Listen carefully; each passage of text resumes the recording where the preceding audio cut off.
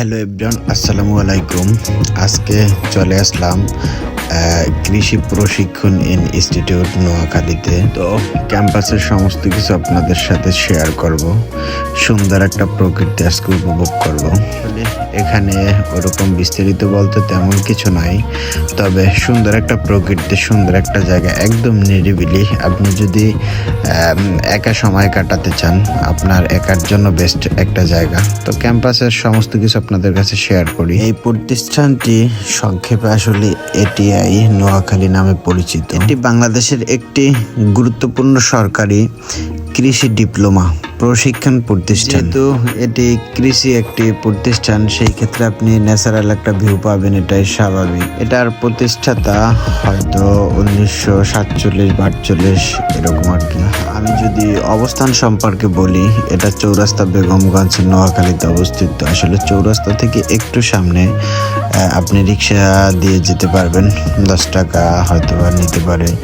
আমরা আসলে একবারে বাইক নিয়ে গেছি, তো এই জন্য আসলে এরকম ভাড়াটার সম্বন্ধে ধারণা নাই। যাই হোক, আমি ভবনগুলার ব্যানারে দেখতে পাইলাম আর কি। এখানে মূলত কৃষির বিভিন্ন ব্যবহারিক বিষয় শেখানো হয়, যেমন উৎপাদন, ফসল কিভাবে উৎপাদন করে এটা প্র্যাকটিক্যাল আসলে দেখানো হয়। তারপর মাটি বিজ্ঞান, উদ্ভিদ রোগ, পশুপালন, মৎস্য, কৃষি প্রযুক্তি ও আধুনিক চাষাবাদ। এখানে মানে কৃষি সবকিছু আর কি। যাই হোক, মোটামুটি ভিউটা ন্যাচারাল, আলহামদুলিল্লাহ।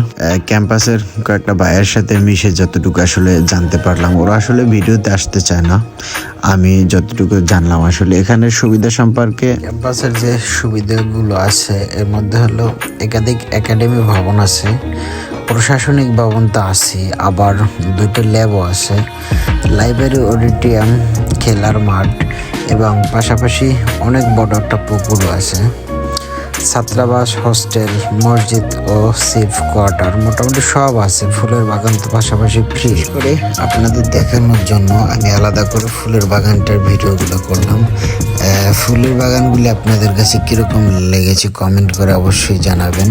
আপনাদের কমেন্টে উৎসাহিত হলে নেক্সট সুন্দর সুন্দর ভিডিওগুলো আপলোড করবেন ইনশাআল্লাহ। বিশাল যে পুকুরের কথা বললাম, আসলে পুকুরের ভিউটা দেখেন, জাস্ট অসাধারণ, না বললেই নয়।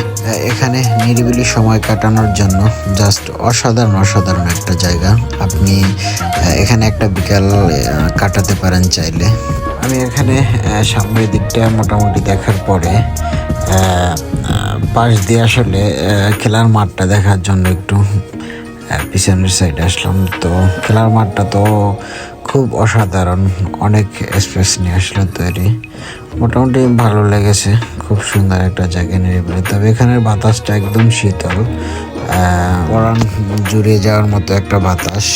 তবে আমি আপনাকে আর একটা কথা বলে দিই, এটা কিন্তু একটা প্রতিষ্ঠান, এটা কিন্তু পার্ক না। আপনি যদি এখানকার আশেপাশে থেকে থাকেন তাহলে এখানে অবশ্যই আসতে পারেন, তবে আসার আগে অবশ্যই গেটের দারোয়ানের থেকে অনুমতি নিয়ে আসবেন।